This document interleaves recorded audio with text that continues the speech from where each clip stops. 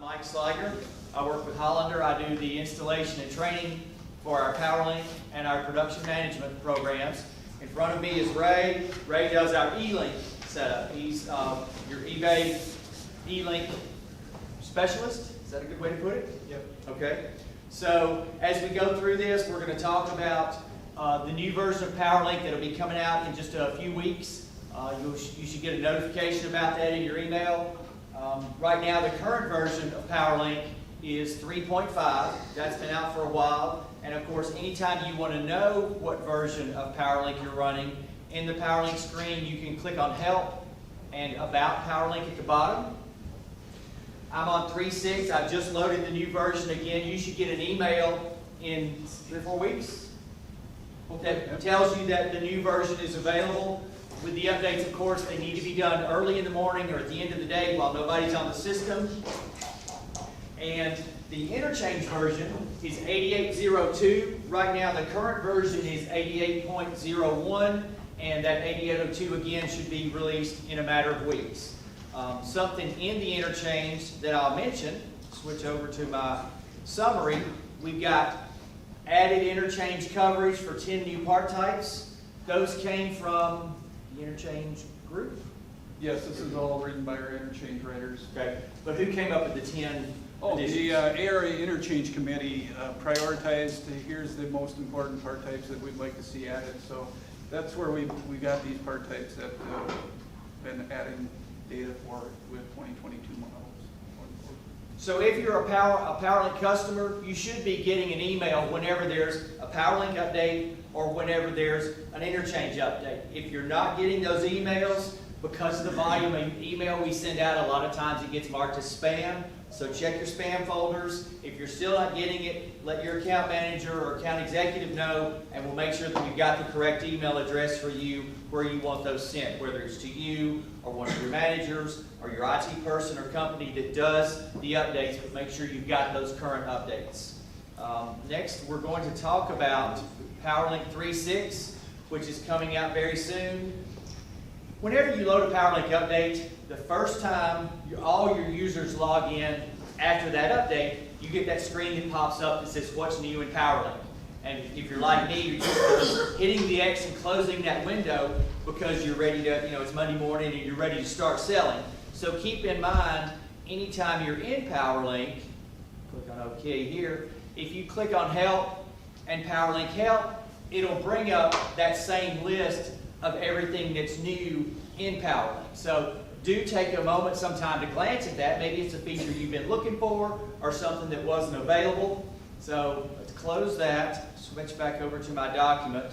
So the things that have been added for Powerlink 3.6, the first thing that's mentioned here, a new menu item to access PowerDB from Powerlink. So in our Powerlink report suite, there's 87 reports built in, but still there's going to be reports that maybe you want to see because of how you run your business. So if you need additional reports, we've partnered with PowerDB, DB for dashboard or database. It's a web interface that looks at your open Powerlink database and can give you more information that you're looking for. Let's scroll down just a little bit. Actually, I'll just go to my live Powerlink system. If you click on Tools, after you've loaded the new version, you've got a button here that says PowerDB. Again, that's just a link to launch the PowerDB website. Maximize that so you can see it. I just got a demo website here, but the dashboard would show you up-to-date, up-to-the-minute information about your yard.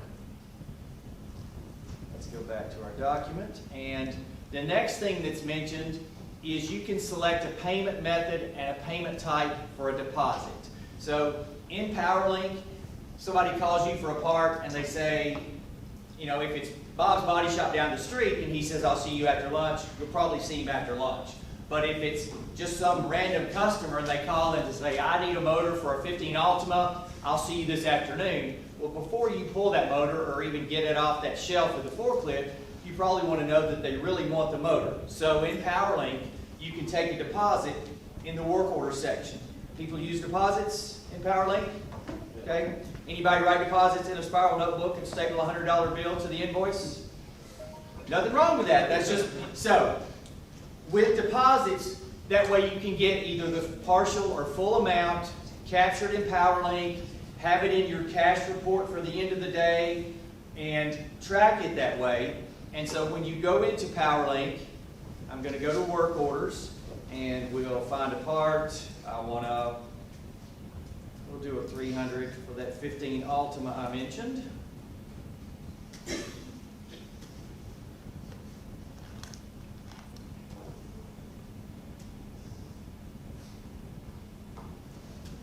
I'm going to sell this one, and it's $1,800. I don't know the current price. I could be high or low. But over here on the left, where it says accept deposit, there's a little green icon of the pile of cash. You click on accept deposit.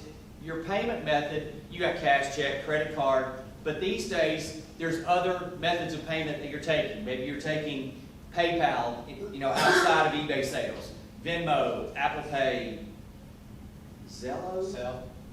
Yes, so any of those.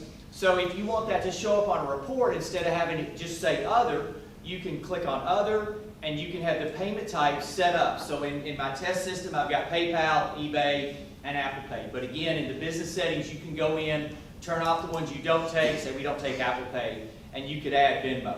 So with that set up, again, your cash report at the end of the day showing how much money you took in for sales and for deposits will show the correct amount. So I'm getting a $500 deposit, click on close. Now that deposit shows up as a line item on the ticket so that when you can save it, print it out, but when you do promote it to an invoice, if you're not doing deposits right now in Powerlink, know that you can, on the invoice, you've got the separate line for the $1,800 part, separate line for the $500 deposit, and then it'll show you the balance due down here plus the tax. So if you're doing deposits, you can break it out into those present day payment methods.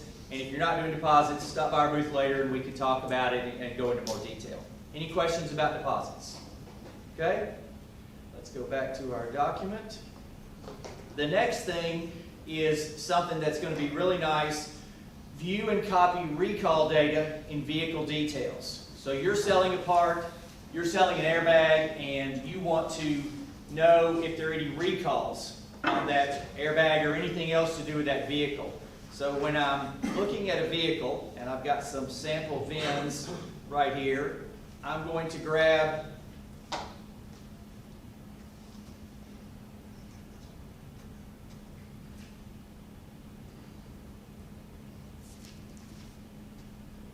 that VIN, go back over to Powerlink, and when you go into your inventory section and click on add a vehicle, we're not really going to add a vehicle, but I want to get to this section where I've got a place to put a VIN number.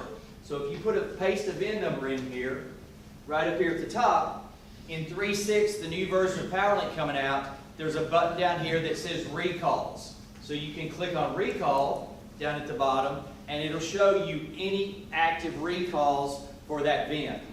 It doesn't record the information because of course it changes on a regular basis. Recalls are closed, recalls are open, but on this Chevrolet Silverado pickup, I can see that I've got recalls on all of this information. Walt, you want to elaborate?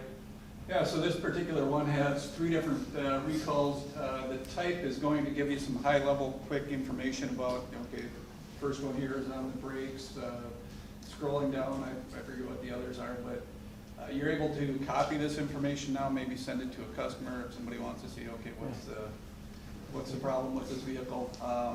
Always good to check this though if you're selling a part that you may know that Silverado's had some recall that might impact the sale I'm about ready to make. So we're making live calls to the manufacturers through the NSBRP to get this information. So like Mike says, we don't store it because tomorrow there might be a different recall on this vehicle. If we were to store it and you were to rely on the information that we stored, that information is not going to be accurate. Occasionally, and depending on the manufacturer, some handle it differently. If a recall has been remedied, you might not get any information back because the part's been taken care of. Others might come back and say that, you know, here's the recall, this particular vehicle has been remedied. So the data can vary by manufacturer, but it is up to date and a good tool to use when selling parts where you might suspect there's a recall. Okay. Any questions so far? Yes, sir. So this will allow you to see if the actual recall has been performed on the vehicle that was for sale? No, it's tied to the VIN. It's saying with this VIN, well, okay. That's true. If, for this vehicle, for example, if that recall had been remedied, either the recall will no longer show for this particular VIN, or it will say, you know, it's been remedied. So depending on the manufacturer, again, some handle it differently than others. Okay. What's the question over there? Oh, it was the same. Okay? Hi. Yes. I don't know what, I just walked in. The other exciting thing too is for all your Powerlink users here. Hollander's the first one to market in your yard management system to have recall function on it. So that's exciting news for all of us. And this is a free service offered by the NSVRP. We do pass, there's some store information that needs to be completed, like your email address, your store information. The manufacturers do get that as part of the call, just that, you know, total disclosure here. And the reason that they want that is there might be a critical recall on a vehicle and they want to identify where was that vehicle last seen so they can reach out to you if there's a, like I say, a severe recall or a critical one. They might want to work with you to make sure that that part is destroyed or returned or whatever. So that's the reason they request that information. Otherwise, they're not using it for any type of sales or you know, other malicious intent. Okay. Something I wanted to mention, we're hitting the high points on some of these topics. This afternoon from 1 to 5, we'll be in the booth downstairs. I've got the demo system, so if you want to dig in more on one of these topics or something else, you've got a Powerlink question, stop by and we can talk about it. You know, we're putting a lot in this hour, but let us know again later on today or in the morning on the show floor if you have a question about anything relating to Powerlink or eLink or any of our products. The next item on here that we want to talk about, view images for a part vehicle from within, verify and update. So let me go down a couple of pages. When a new interchange comes out, things, you know, it's got new interchange information, years and models. This is 2022. Maybe the interchange didn't show that the 2021 Malibu had a bumper that had fog lights and didn't have fog lights, so you go through your inventory and it'll say, hey, does your bumper have fog lights or not? And that process, of course, in Powerlink is called the verify and update, where your inventory person, inventory manager goes through your inventory, because after you run an interchange update, it looks at all the parts in your database and says, hey, there's something about this part that might have changed. Look at it. Does it have fog lights? Is there a chrome or black trim? Or the mirror's body colored? Anything that comes out in the interchange. So if I talk about the verify and update, is there anybody that maybe doesn't know what I'm talking about, or you're not doing the verify and update at your place? Stop by later at the booth and we can talk about it. But in the verify and update, in times past, you had the verify and update program open and you're going through Unresolved parts. I'm sorry? You had to go to prior reports and unresolved parts, right? Yes. So you go through your parts and it says, okay, look at this part, and it'll ask you the question about it. So normally you would have another Powerlink window open where you would have to look up that vehicle by stock number, go to any images that you had on the vehicle or on the part, and look to see what the details were of the part you had in stock. Now with 3.6, you've got a button that's showing right here that says images, that allows you to look at the image from inside the verify and update. So that'll speed that process up for you as you're doing the verify and update. Okay? Another new option in 3.6 is the selection for printing the price on the pick ticket. When you look up a part and you got 5 good doors and you send your parts puller to go get it, the part price will print on the pick ticket. Maybe you don't want the price on there for whatever reason, and before you'd have to go in each time and you could say, okay, I don't want the retail, I don't want the wholesale. You could unclick those boxes, but the very next time you asked for a pick ticket, they were selected again. So now there's a setting in the business settings that lets you go in and turn that off for that session. Okay? Another new option in PowerLink 3.6 is the option to require a delivery date on work orders. So in PowerLink, of course, you've got quotes. If somebody calls you and you want to save the quote in case they call back to purchase the part, you've got work orders in PowerLink. Think of that as work to be done at your yard. And so if you want to go into the business settings and require a delivery date so that the salesperson can indicate when they told the customer they could have it, that afternoon or tomorrow or 3 days from now, if it's a car that's just coming in from the auction, you can require a delivery date on the work order and on the delivery ticket if you want to do that. Okay?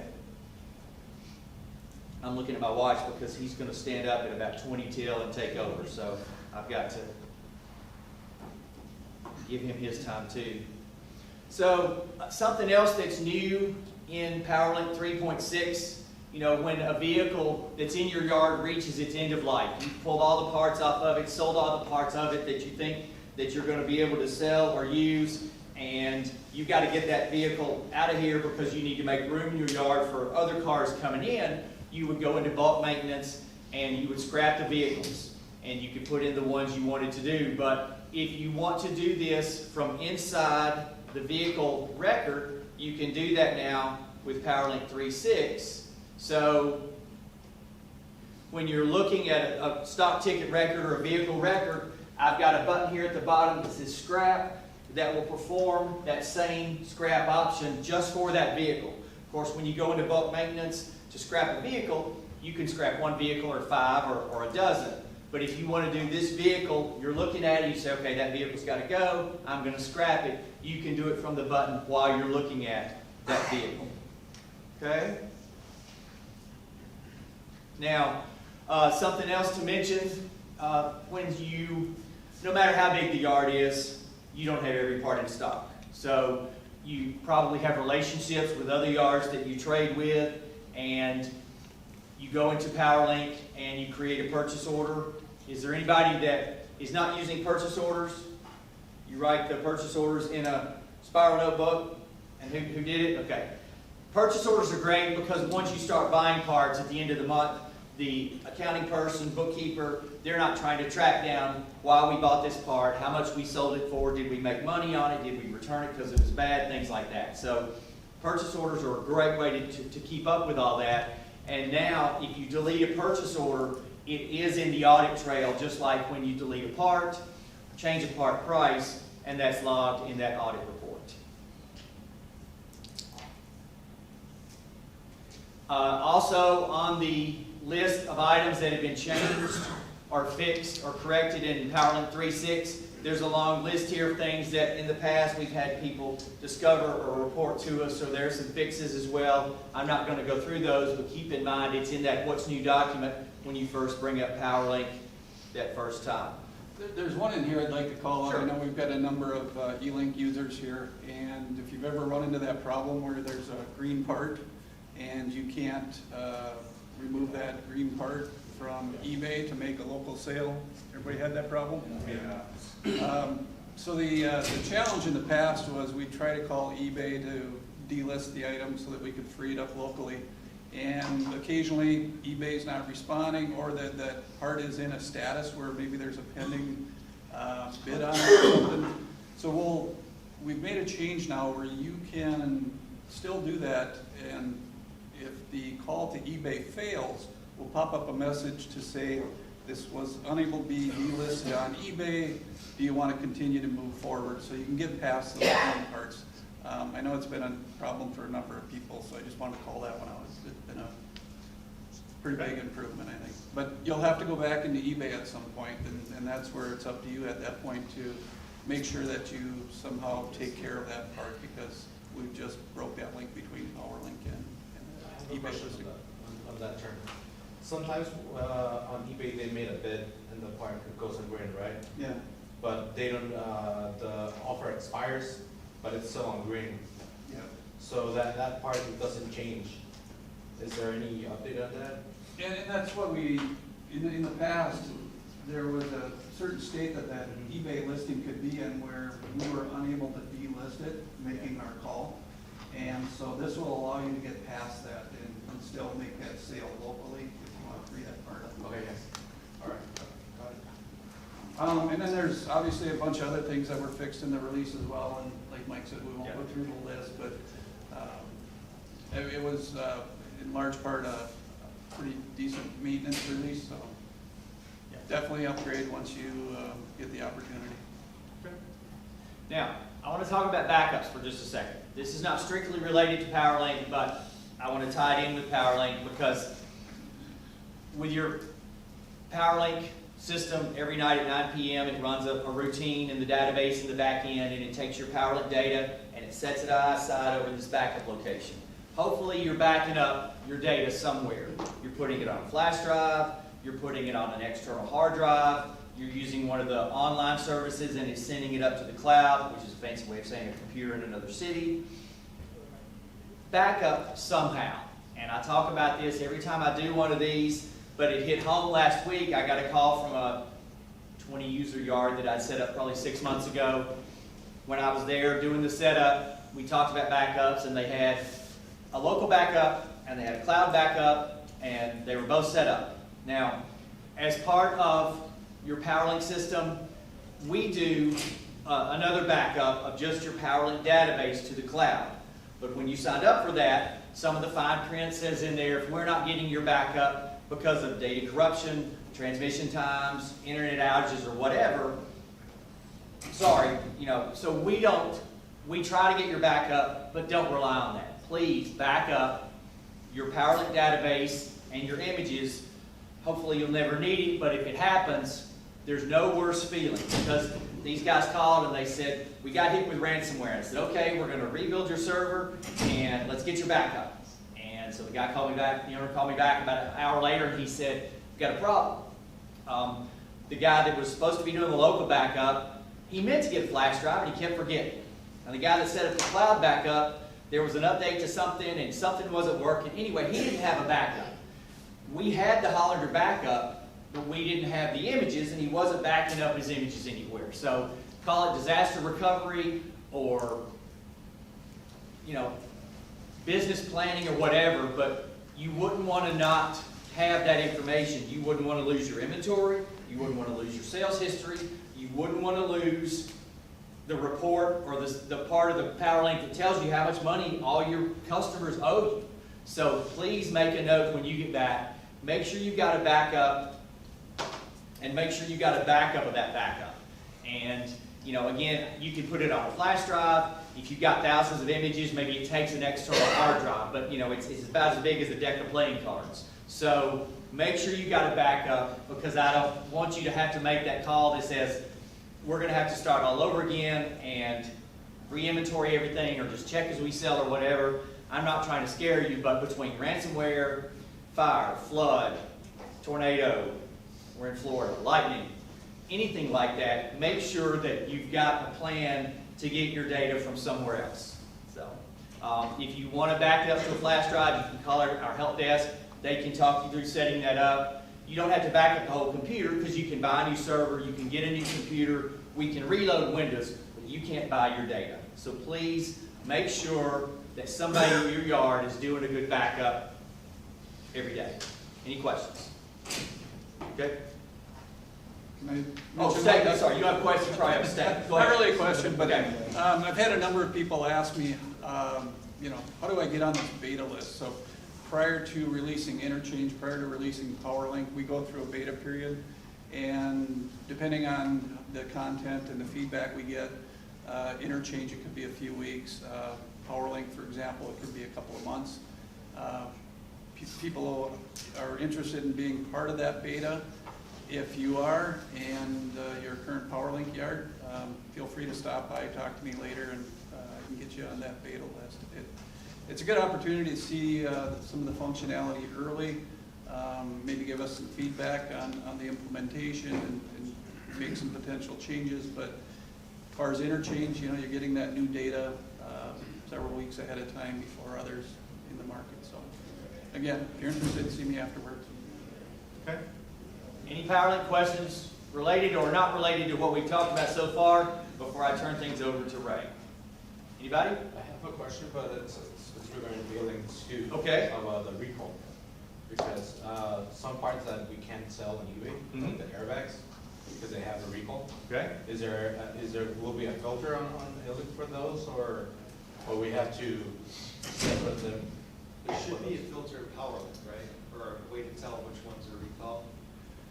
There, with the recall button now, you can look and see if there's a recall on this vehicle. And I have to add some like a condition, also put like something there, so on eLink, so I can know which one it is. I Yeah, see. You can also block them from e-commerce, right? Right. We can block it. All right, that's perfect. Yeah, that way they won't even show up in the All right, got it. I believe there's some filtering going on the Eden site already too, where they're looking for parts of the. Right. Okay. It's been a work in progress. Okay. All right. So, like I said, I've got a demo system in the booth. I'd love to talk to you about in great detail about any of these. If it's something I'm not familiar with, you know, I'll call on Walt. But you know, if there's a topic you want to dig into, something you've been meaning to do, or something you want to look at, whether it's security settings or business settings, or the sales process, or inventory, anything like that, you know, let us know. Any other PowerLink questions, thoughts, comments?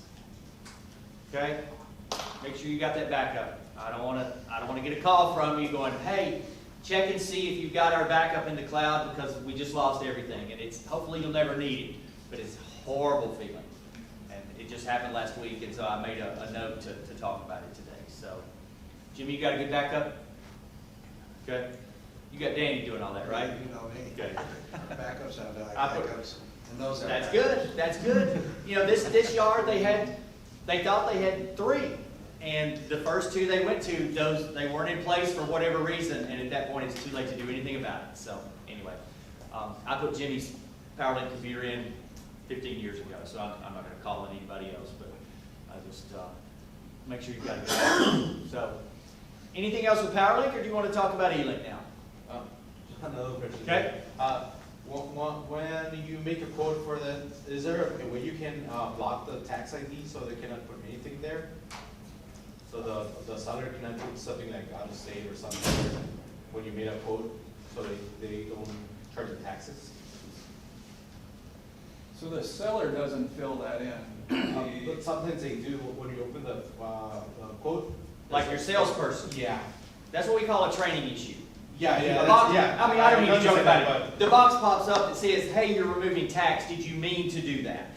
So there may be a security setting. Well, security setting down at that level because you're changing just that sale, not the customer.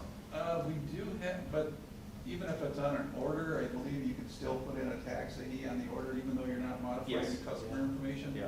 Yeah, that's a problem. So, Okay. but I just wanted to mention. Yeah, it's something that's just got to be All right. looked at. Yes. I have a question. Okay. I think I already know the answer, but deleting customers, Yes. totally deleting them. Okay. You can only delete a customer if they don't have activity in how long? 6 months, a year?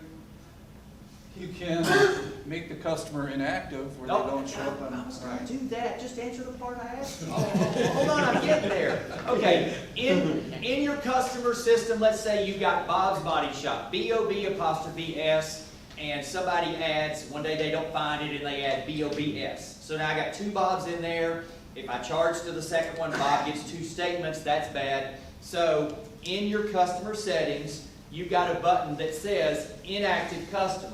If you set it to inactive, you can always see it from the customer section. But if I'm a salesperson, in quotes, work orders, invoices, when I search for Bob, it only shows me the one that's not inactive. So you can't delete one most of the time. If you add a customer and right then realize that you didn't need to add it, you can delete it. But otherwise, delete customers there, but it won't let you delete it. So use the inactive button. It hides it from all the sales order sections but you can always find it in the customer section. Okay? Well, you know, we did, early on, we put every eBay customer, as a customer. Yeah. So thousands and thousands of Yes. eBay customers. Yeah. Have you Don't made do them that all anymore, inactive? but, Yeah. Yeah, and once they're tied to an order, for as long as that order is around, so if you keep your orders for 10 years, you know, the customer's tied to something, you Yeah. can't delete it. So that's the limitation. That's why we went with the inactive item. Okay. So I've got like 2 minutes. I want to show you something that you may or may not know, but it's one of the features in PowerLink that I like to see if your salespeople would benefit from this. If I'm in the quote section and I'll go to find part and I'm looking for a door and I want multiple parts, so I also want a hood and I also want a fender. So you know about the plus sign, I can put it between those parts and I tab down and we're going to do it for that 15 Malibu. And so I'm going to go down and say I've got this driver's side door and I've got this hood and I've got the driver's side fender. So when I search for that, I've got the fender, but I don't have the others, so I want to locate the door. I want to locate the hood. If I hit locate down here, it's only going to locate this one here, but because I used the plus sign and looked up 2 or more parts, there's a tab up here at the top right that says My Search that's not normally there. So if you click on My Search, you see the 3 parts. You see in blue the parts you don't have, but I can say, okay, here's the door, and click on Locate. And then, and it shows me my locate results for the door. Go back to my search. I click on the hood. I click on Locate. You can click on Interchange. If you've got one, but you don't have it in your inventory, you can use the Add Miscellaneous Part. So again, anytime you look up multiple parts with the plus sign, look for that My Search tab at the top so you can deal with those 3 parts without having to escape all the way out and go back in and look up each part individually. Did anybody not know that? Okay, good. All right, I'm going to turn it over to Ray. Again, give us a shout later in the booth if you've got any questions about PowerLink, eLink, or any of our other products. Left anything out? Okay. Thanks for your time. Just a moment.